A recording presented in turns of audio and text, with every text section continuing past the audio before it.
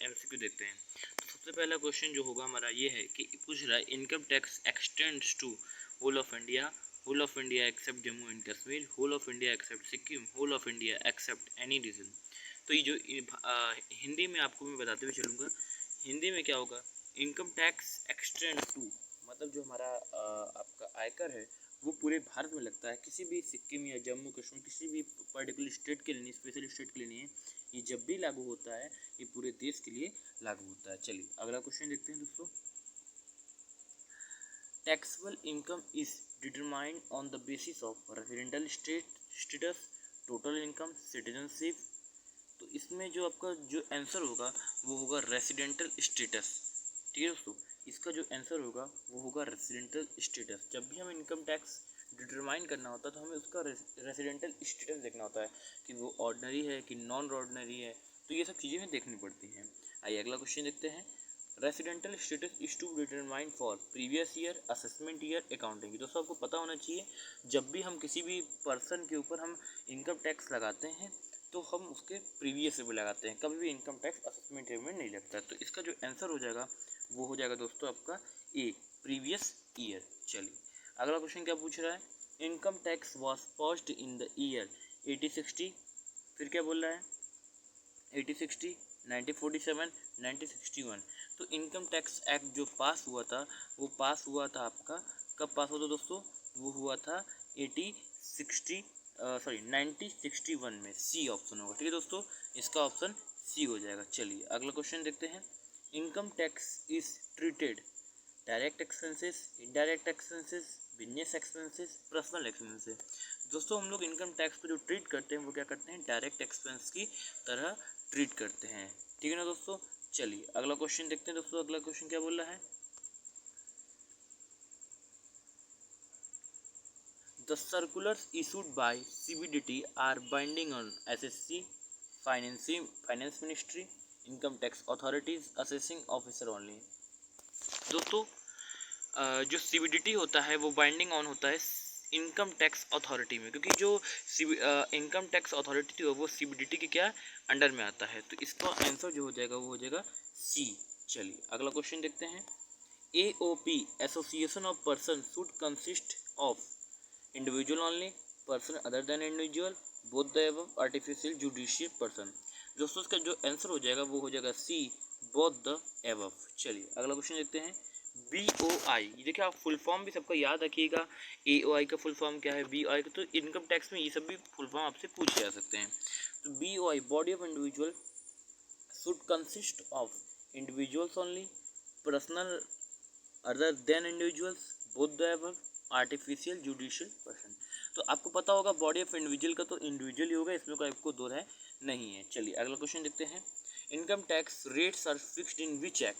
तो ध्यान रखिएगा जो इनकम टैक्स का रेट फिक्स होता है ये 1961 होता है। ये वेरी वेरी इंपॉर्टेंट है, आप इसको इंपॉर्टेंट मान लीजिएगा दोस्तों। चलिए अगला क्वेश्चन देखते हैं आप फटाफट।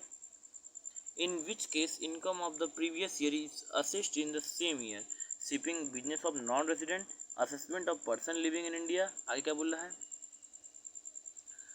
Discounted business, all of the above. तो इसका दोस्तों जो आंसर हो जाएगा वो हो जाएगा ऑल ऑफ द एबव दोस्तों। ठीक है दोस्तों। चलिए अगला क्वेश्चन देखते हैं। Q setup a new business on 15/7/2021 and he commenced his business from 1/2/2022, first previous year cell B.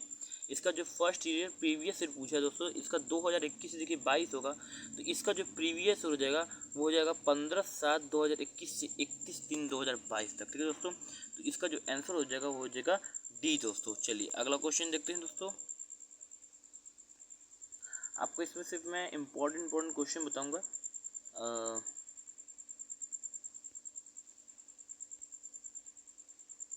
ये देख लीजिए दोस्तों, ये वेरी वेरी इंपॉर्टेंट क्वेश्चन है आपके लिए। In when was income lived India for first time, तो इसका आंसर हो जाएगा 1860। The income tax was introduced, first time India में इंट्रोड्यूस किया था 1860 में, किसके द्वारा, ब्रिटिश के द्वारा। ठीक है ना। Artificial judicial person example is state bank of India, Delhi university, Guwahati municipal corporation, Amul. तो इसका जो सही आंसर हो जाएगा वो हो जाएगा आपका दिल्ली यूनिवर्सिटी। ये क्या है, आर्टिफिशियल जुडिशियल पर्सन है। चलिए अगला देखते हैं दोस्तों।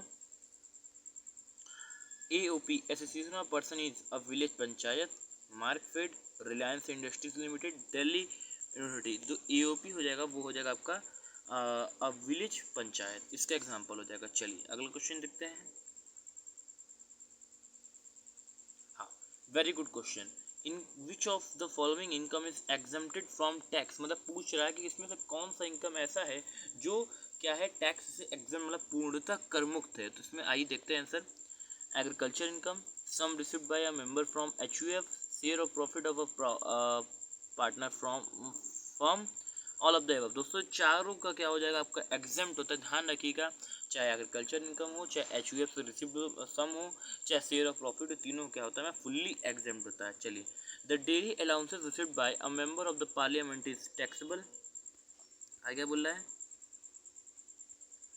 Exempt included in total income for rate purpose. दोस्तों जो मेंबर ऑफ पार्लियामेंट को जो भी फैसिलिटीज मिलती हैं सरकार की तरफ से वो क्या होता है टोटली एग्जेम्प्टेड होता है। ठीक है, चलिए आइए अगला क्वेश्चन देखते हैं। C is initial to hostel expenditure allowance rate 600 per month for child 3 children. It will be exempt to the extent of 1 800 900 600। दोस्तों इसका जो सही आंसर हो जाएगा वो हो जाएगा 600। अब देखिए क्या बोल रहा है, इसको पढ़ते हैं पहले हम लोग। ये बोल रहा है कि आंसर में rate 600 PM hostel expenditure allowance is exempt up to rate 300 per month per child for a maximum 2 child. मतलब ये बोल रहे हैं कि सरकार की तरफ से किसी भी गवर्नमेंट एम्प्लॉय को जो हॉस्टल का अलाउंस है वो क्या है 300 पर चाइल्ड और मैक्सिमम 2 चाइल्ड। तो पर मंथ में 1 चाइल्ड का 300, तो मैक्सिमम लिमिट 2 है, तो मतलब 600 इनको क्या होगा डिस्काउंट मिलेगा। तो 600 इनका क्या हो जाएगा आपका वो एग्जेम्प्ट हो जाएगा। ठीक है, और 1200 क्या हो जाएगा टैक्सेबल हो जाएगा। चलिए अगला क्वेश्चन देखते हैं।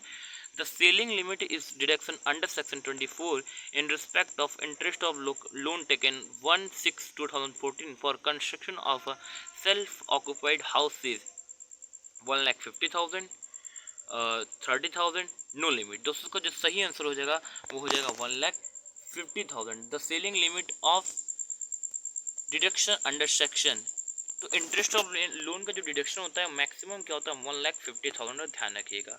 चलिए अगला क्वेश्चन देखते हैं दोस्तों।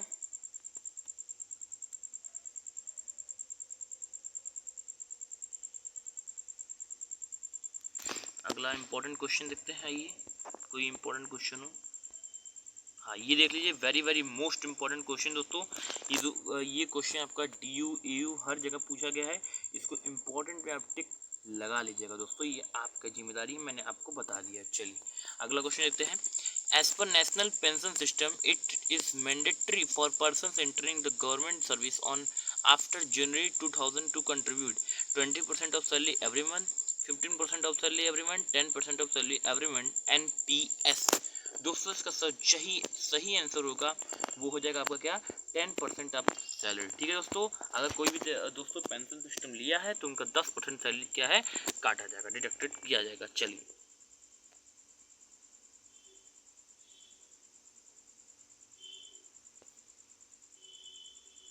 हाँ ये very very most important question. Tribal area scheduled area allowances as specified in Rule 288 exemption to state Assam and other similar states are subject to limit of 500 per month, 200 per month, 100 per month। अगर कहीं travel area है जो कि बहुत tough है, बहुत ऊंचे है, तो उसका क्या जो एग्जेम्पशन लिमिट होगा वो 200 लिमिट तक होगा दोस्तों। आगे देखिए, Mohan is initial to education allowance 6,000 per annum पर child for 3 children, it will be exempted to the extent. मतलब बोला 6,000 प्रति बच्चा क्या ये खर्चा कर रहे हैं भैया मोहन, तो इनको जो एग्जेम्पशन मिलेगा वो कितने अमाउंट का मिलेगा। दोस्तों इनके अकॉर्डिंग तो देखिए ये 6,000 खर्चा कर रहे हैं, पर गवर्नमेंट के अकॉर्डिंग 1200 पर चाइल्ड क्या है अलाउ है। तो यहाँ पर इनको 2 चाइल्ड के क्या है 2,400 रुपये इनको डिडक्शन जो एग्जाम्पशन आपको मिल जाएगा। ठीक है, और एक बच्चे को जो है इनको अपने हाथ से देना पड़ेगा। हाँ ये देख लीजिए, very very most important question. Statutory provident fund is set up under this provision of the provision fund act 1925। Most very